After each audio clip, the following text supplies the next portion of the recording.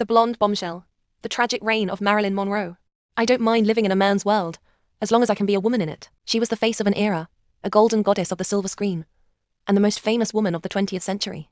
But behind the diamonds are a girl's best friend's smile was a woman named Norma Jean, who spent her whole life looking for a home. The early years. The birth of Norma Jean, born June 1st, 1926, as Norma Jean Mortensen. A lonely childhood. Her mother Gladys suffered from severe mental illness and was frequently institutionalized. Norma Jean grew up in 12 different foster homes and an orphanage. The escape. At just 16 years old, she married her neighbor James Doherty, partly to avoid being sent back to an orphanage. The discovery. During World War II, while working in a munitions factory, a photographer spotted her. He told her she was a photographer's dream. She soon divorced, dyed her hair platinum blonde, and became Marilyn Monroe. 2. The cinematic icon. 5 must-watch films. Marilyn wasn't just a dumb blonde. She was a gifted comedian and a sensitive dramatic actress. Niagara, 1953. The film that made her a superstar. She played a femme fatale in this dark thriller. Gentlemen Prefer Blondes, 1953, featuring the iconic pink dress and the song Diamonds Are a Girl's Best Friend. The 7-Year Itch, 1955. Home to the famous white dress over the subway grate scene. Some Like It Hot, 1959. Widely considered one of the best comedies ever made. She won a Golden Globe for this role.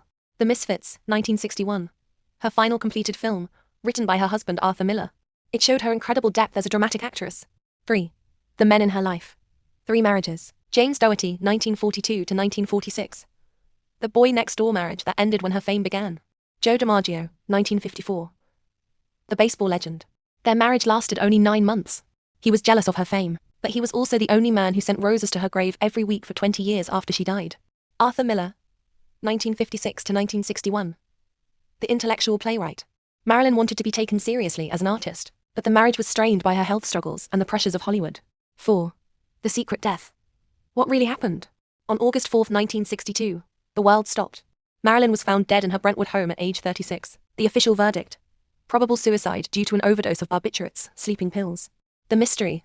Many die-hard fans and conspiracy theorists point to missing phone records, the late arrival of the police, and her alleged secret relationships with John F. Kennedy and Robert Kennedy.